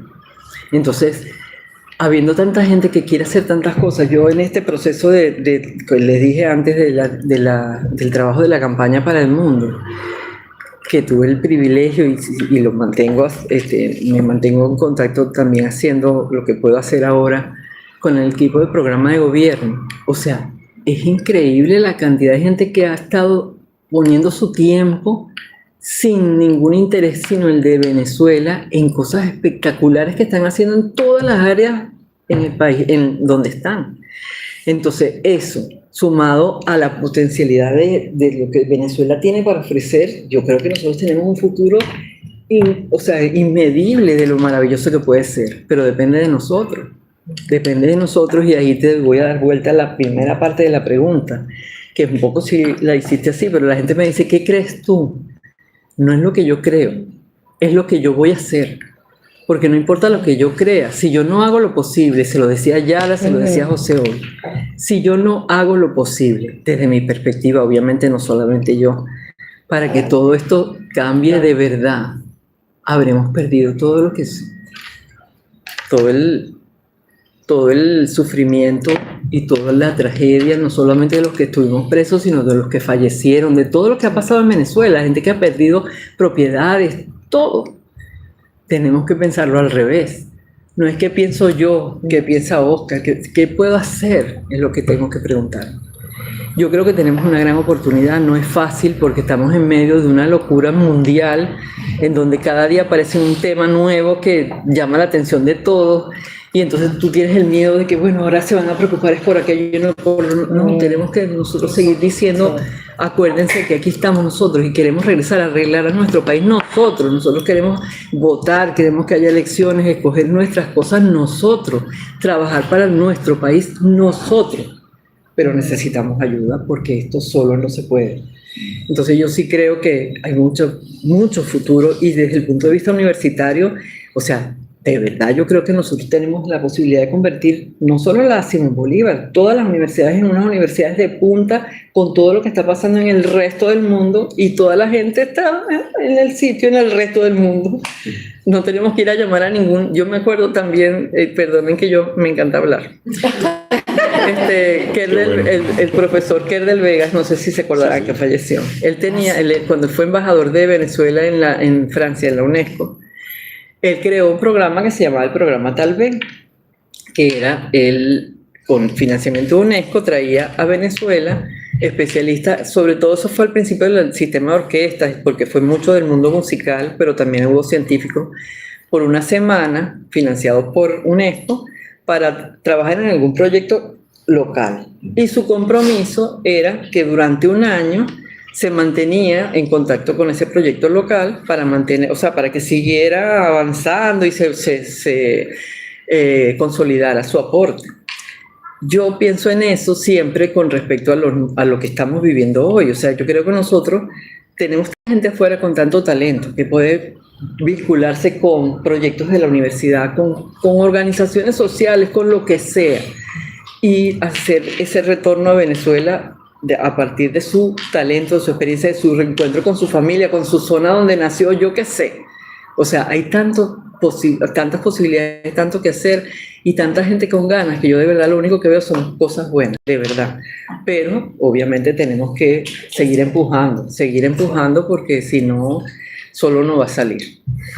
Perfecto, tremendo mensaje. Bueno, ¿cómo estamos de tiempo? Estamos 7 y casi 20. ¿Y esto es hasta las...? Esto es Sí, tendríamos que terminar tipo 7:30, 7:30, 7:40 Ok, para que pero también podemos tomamos el escuchar café. algunas. Podemos escuchar Claro. 3 intervenciones. Venga. Está Rafael, José y alguien más. Qué miedo. Y María Nuria. Ok, le damos primero la palabra a la dama, A la dama. Rafael y Yo José. pensé que me ganara. No, bueno, realmente, gracias, Catalina. Sí, perdón. Gracias, Sí, perdón. que Gracias, Catalina. ¿Puedo hablar más duro? Más duro. se oye. Gracias, Catalina, que trato de establecer la dedicada. O volteamos un poco. el Gracias, micrófono. Catalina. No, yo creo que puedo hablar duro. Ok. Lo que Suelo hablar diga, duro. lo que diga, A ver, lo que diga oye. el ingeniero de sonido. Sí. No, de verdad, gracias, Catalina. De verdad, aparte me emocioné porque recordé Proforca. Recordé los bachacos, Es los correcto. bachaqueros, Es correcto. todo el tema, que fue de verdad un tema. Yo trabajaba en CBG y bueno, Proforca era parte Sí. de la vida de uno allí. Pero a mí me convoca mucho esto último que has dicho. Yo me vine por la salud de mi mamá, me vine en plena pandemia y bueno, y mi salud también se ha complicado, entonces estoy aquí como pero con muchísimas ganas uno de seguir aportando. Y yo sí creo, sí me parece, hay varias iniciativas, diremos con la diáspora, que de inventarios, de registros, de todo, o sea, pero me parece que eso que tú planteas que yo creo que sí, no sé cómo expresarlo, pero me has interpelado. Y me has interpelado, ajá, ¿y yo qué puedo hacer? Y yo creo que sí, cada uno de nosotros, sin pensar como en las cosas grandes y todo el rollo, o sea, sino decir, bueno, ¿y yo? Ujú. ¿Cuál es mi grano de arena? ¿Con qué organización me puedo involucrar? ¿Con qué grupo? ¿O con qué? O sea, creo que ese elemento, con esa pregunta concreta, creo que puede ser bien movilizadora y yo no sé si aquí hay alguien experto en mercado y todas esas cosas, pero a lo mejor generar esa energía que Catalina la vivió en Ciudad Guayana, o sea, Guayana era eso, era una energía. ¿Y yo qué hago aquí? Hago país. Y hago país, era un compromiso concreto de cada uno. El ingeniero metalúrgico que llegó, ha sido recién graduado. Catalina, que llegó de biólogo, ¿qué pasa con los bachacos? Yo que llegué enamorada de una ciudad que tenía 17 años a ser ciudad. O sea, que esa pregunta a mí me parece que, y me permito proponerlo, que a lo mejor la Asociación de Egresados en Europa podamos decir, mira, aquí no vamos a hacer más gran cosa, ni nada, sino cada quien pregúntese, ¿y qué hago yo? Y escribamos y hagamos el compromiso concreto, que puede ser con un grupo, con estudiantes, con la misma universidad, o con, no sé, por ejemplo, yo con la parte de desnutrición de niños, que trabajo con Meal for Hope, que le ayudamos a crear, o sea, cada quien encontrar, pero que sea un compromiso y estructurarlo, que no sea, y por ejemplo me gustó eso que planteaste de, bueno, estructuro algo y hacerle un seguimiento, mantener oye, imagínate que cada uno de todos nosotros podamos hacer eso. Gracias, de verdad. Perfecto. Vamos a recoger las 3 y después todos, ya sí, exacto. cierre, porque por razones del tiempo. No, yo no le estaba diciendo. Ahora, Rafael, si te puedes acercar, o José, también por razones del sonido. Creo que la voz de José se va a oír igual. Sí, pero también para que se les vea, porque no sé si. Bueno, no Claro. sé, Ponte aquí. Bueno, eso sí, Ponte pero aquí y habla. Para que te vea ahí. Bueno, sí, buenas tardes a todos. Rafael Crespo, un nombre. Habla un poco más alto. Katy, te vengo escuchando. Yo no sabía tu experiencia desde el punto de vista político. Te conozco porque en mi tiempo en la Asociación de Profesores en algún momento compartimos alguna reunión. Te oigo esas anécdotas, vivencias y bueno, aquí nos reímos ahora, pero pues yo estoy ahí con el corazón como una pasa porque sí, estamos vivos acá, estamos en España, lo estamos pasando relativamente bien, pero quienes hemos vivido una experiencia de estar detenidos y todavía la cantidad de personas que siguen detenidos, pues caramba, sabemos lo duro que es, ¿no? Entonces, yo quería hacerte algunas preguntas puntuales y si me permiten después hacer alguna reflexión, ¿no? ¿Cuál fue el tiempo que tú tuviste detenida? Ya dijiste que fueron 9 meses, pero no sé, yo no sé cuál fue ese tiempo. Te iba a preguntar también de qué te acusaban, pero lo dijiste. Si te habían sobreseído es porque hubo una causa jurídica, ¿no? Aunque no la hayas conocido. Él es abogado. Sí, exacto. Pero esa condición vuestra, pues, por favor, el 90% de la gente que está detenida no sabe cuál es la causa por la que están, ni conocen su expediente, ni nada de nada, pues, ¿no? Y claro. Fíjate, comentaste la cantidad de delitos que se te acusaban y caramba, para esos delitos desde el punto de vista jurídico, pues, mínimo casi 30 años de cárcel, que es lo máximo en Venezuela, ¿no? Para delitos tan graves. ¿Por qué te sueltan? No, todos sabemos las condicionantes políticas que hay en el país, pero tratan en lo posible de buscar algo mínimo de qué asirse para tratar de inventar algo jurídico, ¿no? Entonces, bueno, un poco ese tiempo y el por qué te acusan inicialmente y cuál era tu cargo en Mente Venezuela. Supongo que por eso fue que te detuvieron. Y ahora, si me permiten, a posteriori, hago un mínimo comentario. Ok. Adelante, José, vente para acá igual. Ese es otro tema. Bueno, no importa, pero... Directo. Claro. Mira, cuando digo que te venga es para que no sea tan complicado para yo responder. Soy muy tímido y no me gusta hablar en público. No, bueno, yo soy José Riestra, soy muy amigo de Katy, toda la vida. Katy, no hemos tenido oportunidad de hablar de este tema. Voy a hablar un poco más alto para el... Sí, que no hemos podido hablar de cuando estuviste detenida, pero ahorita en tu intervención tocaste un punto que me recordó cosas que a mí me pasaron. Perdón. Cuando a ti te detienen, a mí también me detuvieron contigo. Y yo entré en un estado de arrechera monumental cuando a ti te detuvieron. Y lo peor de todo es la impotencia de no poder hacer absolutamente nada, de sentir por primera vez en tu vida que eres un absoluto inútil. ¿Entiendes? Y eso me duró semanas, con ese sufrimiento permanente.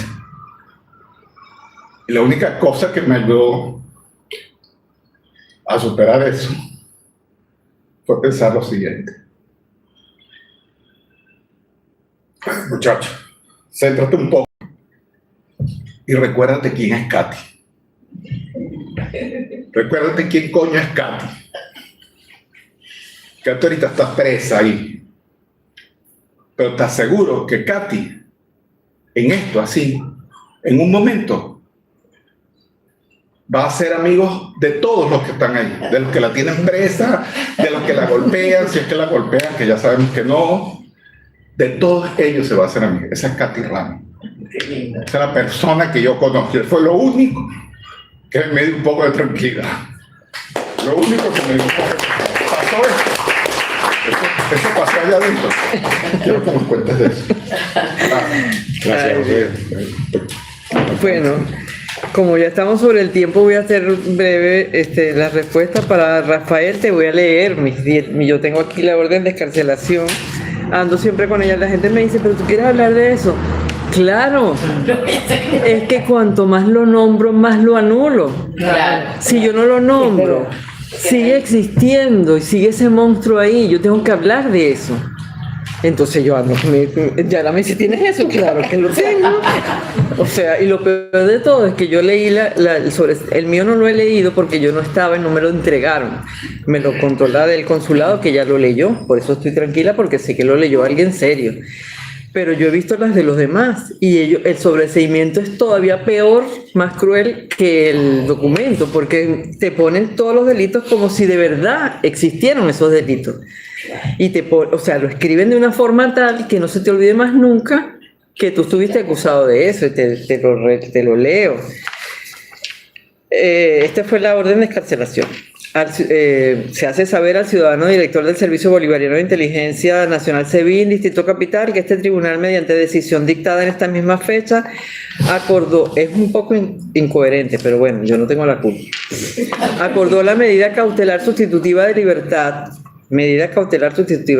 de conformidad con lo establecido en el artículo 2.4 tal, a favor de la ciudadana Catalina del Carmen Ramos, titular del cedulatario, con relación a la causa asignada en el número. En ese momento me enteré del número, yo no lo sabía, nunca me dijeron cuál era mi causa, por la presunta comisión de los delitos de terrorismo, previsto y sancionado en la ley del terrorismo. Asociación, o sea, el delito de asociación, previsto y sancionado en el artículo tal de la Ley Orgánica contra la Delincuencia Organizada y Financiamiento del Terrorismo.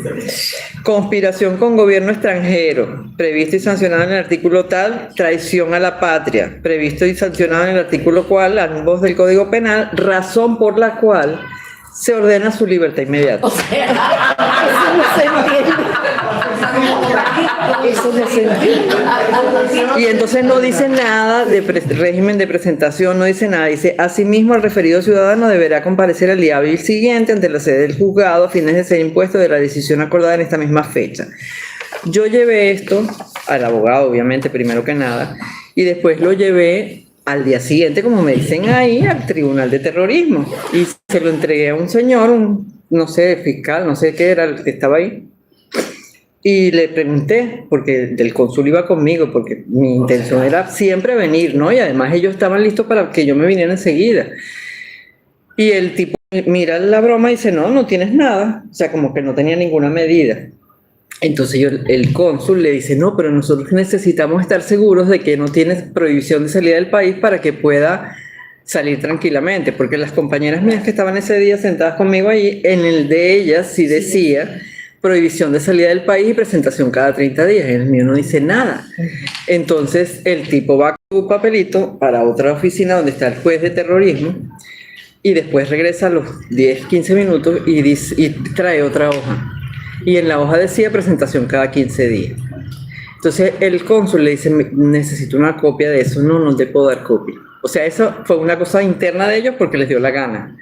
Y entonces ahí empezó el karma de que tenía que presentarme cada 15 días y la cosa de cómo hacer, porque no iba a venir para acá 15 días, o sea, y después volver corriendo para allá, volverme a presentar. Entonces empezamos todo un trámite, eso fue antes de la ley de amnistía, para ver si me permitían venir aún con ese régimen de presentación, con un periodo especial o algo así, para venir a ver a mi mamá. Inventamos no inventamos, sino teníamos un tema médico también, hicimos un informe, un montón de cosas que no hicieron falta al final porque pasó lo de sobreseimiento de la causa. Fueron 9 meses, a mí me llevaron el 25 de mayo, y, o sea, 8 meses y unas semanas, 9 meses. Y me liberaron el 8 de febrero, el 25 de mayo del año 2020, ajá, y me liberaron el 8 de febrero de 2026.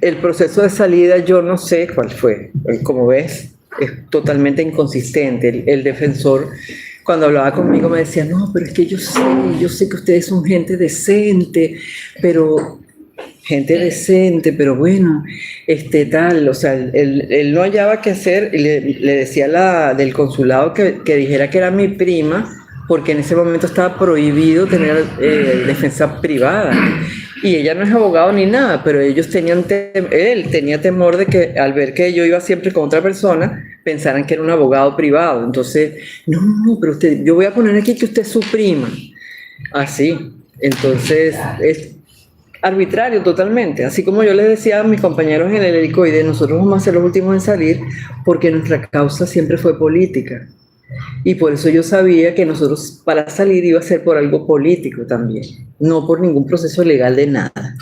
Entonces, en algún momento histórico ese papel lo podré ver, ese expediente de más de 300 personas, como dijo el tipo, no sé, lo veré, no tengo idea, pero sé que la razón por la que entré fue la misma razón por la que salí. Un tema político. Ellos decidieron que toda la directiva y toda la gente cercana a María Corina tenía que estar presa para ver si detenían lo que estaba sucediendo. No lo lograron. Y después por lo que pasó, no sé, no voy a decir aquí, no me voy a aventurar a decir lo que muchas personas esperan que uno diga, que sí, pues eso fue por lo que pasó el 3 de enero, no lo sé. Lo que sí sé es que fue por algo político. Y la prisa y la loquetera con la que ese día pasó, ese 8 de febrero, me lo demuestran.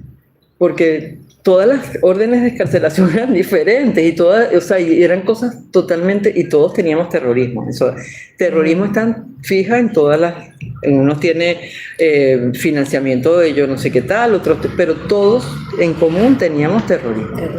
Entonces tú dices, no existe el sentido.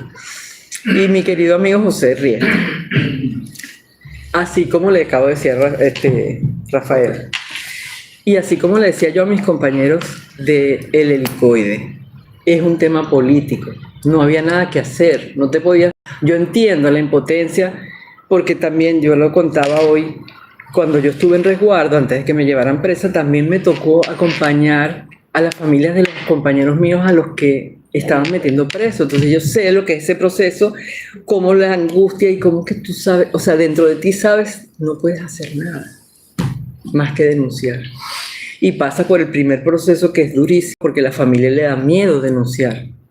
Y sobre todo si no están relacionadas con la política directamente. Nosotros tenemos mucha gente que metieron presa que después se desesperaban para que sí les elevaran la voz de su caso, pero que al principio se enfadaban con nosotros porque no querían que fuera público.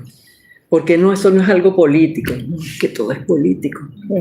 Tristemente, todo es político. Y entonces, en la medida en que tú lograbas que la familia lo entendiera, podías protestar y generar ruido por él, porque de otra forma no existía manera jurídica de ningún tipo, porque era un tema político de alguien que se le ocurrió que eso era una solución para ellos, y tal como esa solución se les ocurrió, pues después la echaron para atrás. Así de simple. Y hay algunos que todavía están en eso, que todavía siguen presos, que todavía no han logrado que se deshaga lo que a alguien se le ocurrió que había que hacer. Entonces yo de verdad te agradezco muchísimo todo eso, pero no tenías nada que hacer, no había nada que hacer, y yo lo sabía. Y se lo decía a mis compañeros porque sentí que tenía que hacer que se sintieran tranquilos, no porque, ay, qué chévere, estoy en el resort del helicoide. No, es porque cuanto más claro tú estás en lo que estás, vas a pasarla menos mal. Eso es así, porque, bueno, no quedaba otra. Ya una última anécdota, porque sé que nos van a votar. Sí. Cuando finalmente me dieron llamadas telefónicas, yo tenía 5 meses y medio presa. Y bueno, ellos primero tenían a los que ya tenían llamadas, les daban videollamadas por WhatsApp, y nosotros podíamos ver, bueno, nosotros no, porque yo no la tenía, pero digamos, los que veían a su familia y tal. Luego, uno de esos cambios de 90 de gestión, llegó uno que dijo, esto no se va a hacer más, pusieron cámaras en todos lados, tuvimos que hacer una protesta porque querían poner cámaras en el baño de la celda nuestra, y nos negamos. Yo pensé que la iban a poner igual. Al final el tipo como que se condescendió de nosotras, porque los caballeros sí tenían cámaras en los baños también. Horrible. Entonces tú tenías, al principio nos daba como un poco, es como aquellas cámaras, un poco de temor, pero luego tenías cámaras en todos lados, y tú ya, que sea, no, pero habla estoy presa, ¿qué más puede pasar? Bueno, en ese periodo cambiaron todo el sistema, y todas las videollamadas solamente eran con gente que no tenía familia en el país, y las otras eran llamadas normales. O sea, ya la gente que llamaba no podía ver a su familia, sino que puro llamada normal. Nosotros sí. Ese día subí a la oficina donde tenían era una computadora, todo un sistema todo loco para grabar las llamadas. Ya yo sabía que las grababan. Entonces voy subiendo y veo a Perkins Rocha, que es un amigo mío de Maracay de toda la vida, y que después todo lo de venta y todo, no lo había visto. Cuando lo veo, yo le digo a la custodia que va conmigo, porque uno nunca anda solo por la vida en el helicoide, lo voy a saludar, porque además ellas, como habían cámaras en todos lados, tampoco querían que uno hiciera cosas que las fueran a regañar a ellas. Y ella se hizo la loca, y yo le pego un grito, Perkins. Entonces él voltea, y cuando me ve, él pensaba, o sea, cuando él supo que me habían detenido, eso me lo contó después, él sentía que a mí me iban a quebrar enseguida, y me tocaba así, pero estás bien, pero estás bien. Bueno, a partir de ahí coincidimos varias veces en las llamadas. Entonces yo había decidido, cuando supe que las grababan, que le pedí a mi mamá, mamá, para la próxima llamada, por favor, me dice la receta de la sopa de berros, porque no me acuerdo. Y aquí las muchachas quieren que yo les haga sopa, porque yo les cocinaba en una cocinita eléctrica que teníamos. Sopa, que era lo que yo, mi especialidad. Y entonces le decía a mi mamá, dame la receta de lo que sea. Y entonces mi mamá la siguiente llamada estaba pendiente de dictarme la receta, ¿sí? O mis hijos, mira que mamá, tú no... Eso fue demasiado gracioso.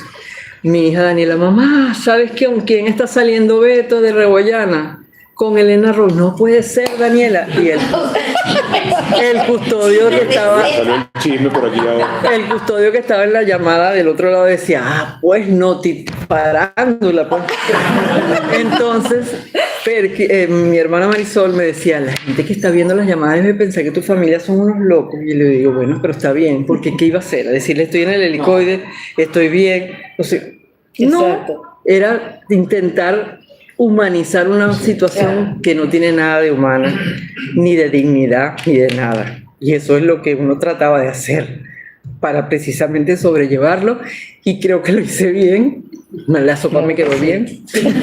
Hasta los custodios comieron sopa. Cada vez que yo hacía sopa venían los custodios. No, pero es que es verdad. Yo hacía sopa los lunes y cada vez una vez tuve que pedir una olla prestada a otra celda porque ya todo el mundo quería sopa, entonces comían los custodios sopa nuestra. Ellos la pasan mal también, y no es porque les tenga especial cariño, porque bueno, ellos escogieron ese trabajo, son gente muy joven, en general no había nadie mayor, mujeres y hombres. Los custodios, que son como los más básicos, que pueden ser inspectores o cosas así, de 18, 22 años, una gente, unos chamos menores que mis hijos custodiándome a mí. Y los comisarios 30 y pico, 40, tú decías, ¿qué clase de experiencia puede tener una gente así para custodiar a unas personas como nosotras, que no habíamos hecho nada en la vida? O sea, es totalmente loco, contradictorio. Había gente que nos decía, no, yo sé que ustedes tienen razón. Hubo personas a las que les prohibieron ir al pasillo porque no querían que hablaran de los custodios, que no querían que hablaran con nosotros porque los íbamos a convencer. Y les prohibieron entrar al pasillo, y nos la encontrábamos a veces afuera en la cancha, que no pueden hablar con ustedes.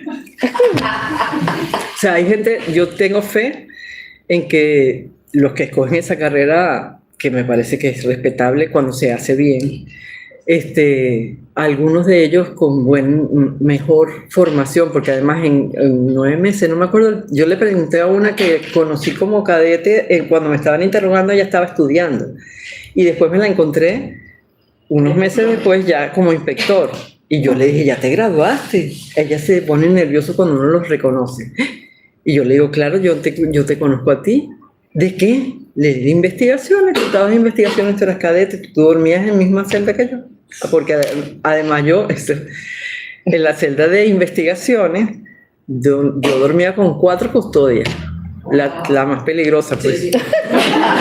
Y 2 de ellas eran cadetes, y entonces una de ellas, cuando yo la encontré después en el otro lado, que la reconocí, ella, después se le pasó, pero el primero estaba atacada porque yo la había reconocido. Y ella me dijo, no, son 9 meses, no sé qué. Yo le decía a María Oropesa, que es una muchacha joven, le decía, María, pero ¿qué está pasando en este país para que tanto joven le guste este trabajo? Claro, desde que están estudiando les pagan. No es mucho, es algo así como $400, 500, pero le pagan en dólares. Entonces, para unos jóvenes que no tienen expectativa de estudio ni de trabajo para formalmente desarrollar su vida, es una salida que les resuelve la vida. Triste porque, muy triste, pero bueno. Bueno, ahora que se están soltando hablar es que tenemos que cortar. Qué pena, qué pena. Cortico, muy cortico porque... Nos van a votar. Que nos voten. Mira, Katy, bueno, yo no sé si has estado escribiendo, pero valga la sugerencia, ¿no? Gracias. Creo que es importantísimo dejar escrito tanta vivencia dura de lo que nos ha pasado, pues, ¿no? Un poco lo que decías de la sopa, Roland Carreño también publicaba hace, creo que un par de semanas, algo similar. que donde él estaba cocinaba también y le daba los custodios y a sus carceleros, etcétera, pues, ¿no? Y lo mismo, una cantidad de personas que no tienen la culpa de todo lo absurdo, lo arbitrario que se puede vivir, ¿no? Fíjate, yo quería solamente tocar el último punto que decía sobre la reflexión, la reconstrucción del país, de las universidades, etcétera. Y caramba, difiero un poco, Katy. Fíjate, mi experiencia personal cuando salí del país, creé un grupo de compañeros de la universidad, fundamentalmente los de deporte y particularmente los del equipo de fútbol, porque también muchas de las autoridades estuvieron en el equipo de fútbol. Cristian, que había sido el último secretario, Rafael Escalona, que había sido nuestro último vicerrector académico, el inefable rector actual, Jorge Estefani, jugaba fútbol, Emilio Hernández, etcétera. Y bueno, el equipo fútbol de los profesores nos conformábamos también como una base política. Y ese grupo lo amplié a gente de otros deportes, los de softball, los de voleibol, etcétera, etcétera. Y lo hice fundamentalmente para que mantuviésemos los niveles de amistad, de afecto, pero también de crítica desde el punto de vista político, porque cuando salíamos de los juegos siempre nos íbamos a la Trinidad tomando una cerveza y eso servía, bueno, de catarsis, de conversación, de arreglar la universidad, etcétera, pues, ¿no? El otro gran amigo que tuve y que desgraciadamente después nos separamos, yo oye, quien fue cónsul aquí en Barcelona, Carlos Figueira, ese grupo a mí me avergüenza porque ese es un grupo que quedó para comentar los partidos de fútbol. Y Oscar, que está en ese grupo porque lo introduje hace ya un año, pues creo que 4 personas de 32 que estábamos somos quienes más o menos hablamos de la Simón Bolívar, de la Central, del problema de los presos, que somos Fernando Morales, Cristian un poco, Oscar y yo.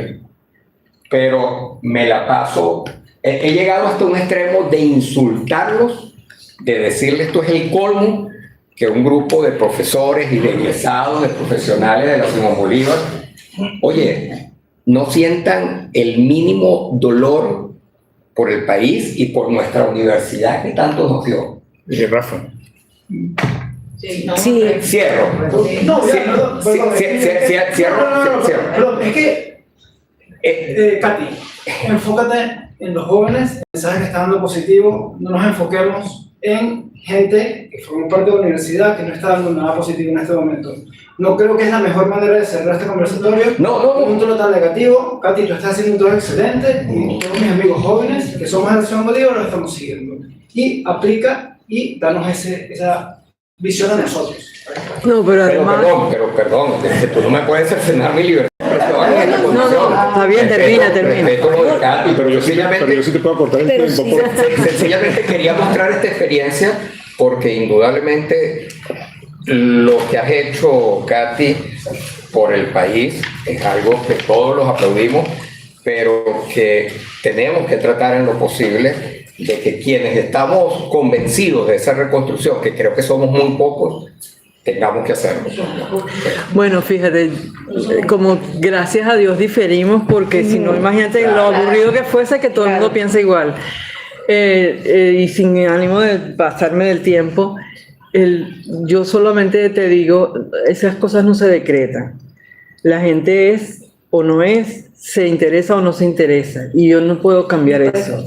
Lo que sí puedo es contar con los que sí se interesan. Y si los que se interesan, suponte tú que son 7 millones, 8 millones de venezolanos en el exterior, no de la Simón Bolívar nada más, suponte que solamente fuera el 10%, 800.000 personas. ¿A ti te parece que es poco? A mí me parece que es muchísimo. Entonces yo sí creo que hay que enfocarse en los que sí. Tenemos que quizá, esta es otra reflexión aparte, ver cómo motivamos para que más gente, sí, pero no cerrarme por el hecho de que aquel que yo quería no lo hizo. no lo hizo, bueno, triste por él. Nosotros vamos a seguirlo haciendo y a tratar de motivar a que mucha otra gente lo haga también, porque hay mucha gente que lo quiere hacer y yo, afortunadamente para mí, me consigo siempre con los que sí, entonces por eso tengo tanto ánimo. Gracias.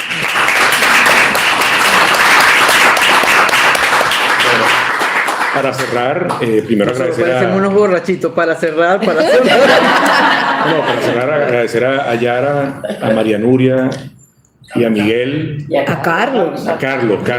Miguel es de Caracas. Sí, es verdad. Sé que hay otro ya, él está hablando Carlos además a la está teniendo cámara. el apoyo logístico es de Carlos, ¿no? Y por eso tiene un valor importante para este caso. Voy a terminar de leer entonces Lo que el mensaje nos de mi ofreció. porque si no me va a regañar. Ay, Dios. Hoy queremos hacer voy a retomar este párrafo. Hoy queremos hacer un reconocimiento especial. Esto es de Minoo Reyes, la presidenta de la Asociación de Egresados. Hoy queremos hacer un reconocimiento especial desde la Asociación de Egresados a tu incansable trabajo, a tu inagotable energía y a todo lo que representas y has aportado. Eres un orgullo para nuestra comunidad de egresados, para la Universidad Simón Bolívar y para el país. Y aquí viene lo que sí no había leído antes. Recibe el diploma que te haremos entrega como... Ay, se me fue la... Eso pasa. Como un homenaje a tu importante y meritoria labor institucional y como muestra del aprecio y respeto de toda la comunidad universitaria de la Universidad Simón Bolívar. La universidad nos requiere en este momento como nunca antes. Contamos contigo para transformar a nuestra universidad la épica académica que estamos escribiendo sus estudiantes, sus profesores, sus egresados, sus administrativos y obreros. Se ha logrado gracias a la resiliencia de todos sus miembros, al compromiso con el país y la juventud de sus docentes e investigadores, a la decisión y templanza de sus estudiantes por el mejor futuro, a la vocación y entrega de sus administrativos y obreros para dar continuidad operativa a la Universidad Simón Bolívar, y debo hacer mención muy especial en esta ocasión a la responsabilidad y pertenencia de sus egresados. Es para mí un orgullo declarar que la Universidad Simón Bolívar, sin lugar a dudas, se transformará con el apoyo de su valiosa y valiente comunidad para seguir siendo pionera de excelencia, innovadora, con reconocimiento y prestigio internacional de sus egresados como red global de talento, que va en línea de lo que estamos hablando, ¿no? Y como ciudadanos éticos, íntegros y comprometidos, como la Universidad del Futuro. Los egresados hemos trascendido fronteras y construido futuro y progreso. Hemos innovado y creado con sentido social, llevamos por código la ética, la integridad y la excelencia, y decimos siempre con orgullo, por nuestras venas corre sangre tipo USB positivo. Sí. Somos y seremos siempre USB. Un abrazo, querida Katy y queridos compañeros. Esto es lo que menciona. Bueno, lo que teníamos de sorpresa era el diploma y ya nos levantamos para dártelo. Ay, qué bueno, bello. Y nosotros también, así ponlo, si quieres voltear. Sí, no, lo voy a voltear, pero... Eso. Y bueno, un aplauso para Katy, de verdad que gracias por estar aquí. Ya le falta un pedacito. Un pedacito. Y el capítulo Europa de la Asociación de Egresados te quiere dar Ay, Dios tu mío. botón de 40. 50. De 40. Ay, qué bonito, chico. Para que te lo pongas, Pónselo por ahí, favor. lo voy a Sí. poner. Dame el Ya. Sí. Aquí sí. Eso.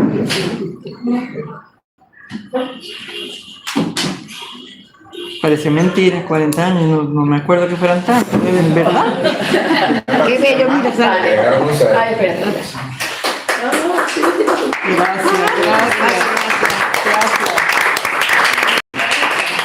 Toma. Bueno, felicitaciones. Ah, ya Gracias veo por- que sí. Ya voy Ahora a mandar la foto para que lo digan que no me he portado bien. Yo cuando ya me dijo que tú venías me sentí tan feliz. Sí. Katy, te lo voy a guardar aquí. Dale, y te lo voy a bueno. dar este sobre para que no se te... Ok, me parece, esto es tuyo. Gracias a todos por haber venido. Sí, cierra. Dale, Yara. Cierra, termina de cerrar. Ah, perdón. Muchísimas perdón, es que yo estoy cerrando. Ya está Pero cerrando, es el sobre. Muchísimas gracias a todos por haber venido. De verdad ha sido un placer que hayan aceptado esta invitación. Por favor, atrás hay agua, café, lo que gusten. Y bueno, a seguir trabajando, a seguir haciendo algo, como dice Katy.